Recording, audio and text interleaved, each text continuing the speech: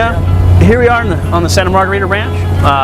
We're looking at Cabernet, this side right here, and looking across on the horizon is Zinfandel, Block 32. Where's the name Ancient Peaks come from?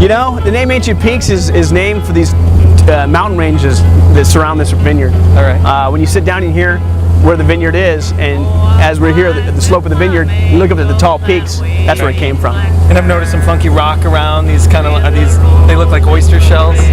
They are, and that's a big part of that Oyster Ridge Cuvée, and part of what people really remember when they come to our ranch is these fossilized oyster shells. Did you grow up on a farm? No, I didn't grow up on a farm. I grew up in a junkyard. A junkyard? Yeah, did.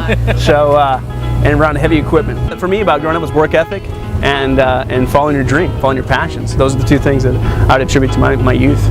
In my career, I hadn't worked with a vineyard this large. Right. And so that was very intimidating to me.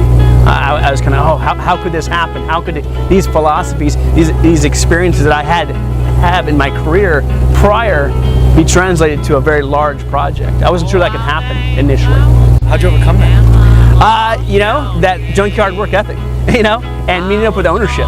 Once I really got to know the three owners at Santa Margarita Ranch, right, I realized we had this rare opportunity to have this triad of soil, people, and weather that could go all the way. And so once I met them and saw their work ethic and that they were in it to win it, as we say, I knew we could do it. At any part in the Paso experience, it's about hanging out.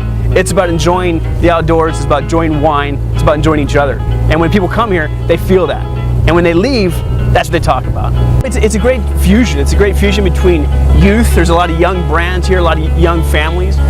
There's obviously the history of farming and the history of cattle ranching is strong. But you know what? There's just as many surfers up here as there are cattlemen. So you never know what you're going to see when you go out to a winery. You're obviously going to probably meet the people who make the wine, who grow the wine, who own the ranch, and then they probably have a surfboard in the back of their truck. It's not my job to love these wines. Right. It's my job to make them better. So my personal philosophy is when it comes time to do what I do, I get down there and I think all those wines suck. And I'm going to bust my ass to make them taste better. Now there comes a time and a place to sit back and enjoy what you did and be proud of what you did. Right. But when it comes down to doing how we do and what we do, they all could be improved. Right. But wine's about having fun, about representing a place and about having fun. Wine's that time capsule that puts together a time, place, and the people. Okay.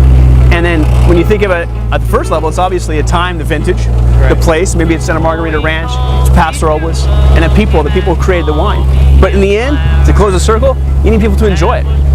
And that to me is the funnest part. I'd love to sit out here all day long and be in this Jeep and shoot that gun and hang out all day. But unless people are enjoying our wine and buying it, we can't do this. So it's that whole circle. So for me, it's about going to a restaurant, sitting down with my wife, and looking across the restaurant going, that's what I did. That's what we did. That's the ranch. Right.